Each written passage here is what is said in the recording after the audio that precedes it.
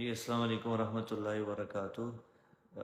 ایک تھوڑا پریشانی والی خبر تھی، الحمدللہ اب نہیں ہے۔ آپ سے شیئر کرنا تھا، آپ سے عرض کرنا تھا کہ آپ سب جیسا کہ دیکھ رہے ہیں سوشل میڈیا پہ کس وقت والد محترم مولانا طارق جمیل صاحب کینیڈا میں موجود ہیں۔ تو آج پاکستان کے وقت کے مطابق دوپہر 1 بجے اور رات کے کینیڈا کے وقت کے مطابق رات کے 3 بجے ان کو دل کی تکلیف ہوئی ہے، ہارٹ کا ایشو ہوا اور تھوڑا چیسٹ میں ان کے درد ہوا، سینے میں درد ہوا۔ اس کے فوراً بعد ان کو وہاں ہسپتال میں منتقل کیا گیا اور سارا ان کا پروسیجر الحمدللہ عافیت سے مکمل ہو گیا۔ تو اس وقت الحمدللہ وہ بالکل ٹھیک ہیں، سٹیبل ہیں، لیکن ابھی تک ہاسپٹل میں ہیں۔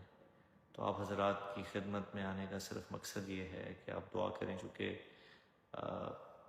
آپ کو پتہ ہے ایک اپنے گھر سے دور ہونا، فیملی سے دور ہونا، ہم لوگ یہاں ہیں وہ وہاں ہیں، تو یقیناً یہ تھوڑا پریشانی کا باعث ہے، لیکن الحمدللہ اللہ کا کرم ہے کہ وہ سٹیبل ہیں۔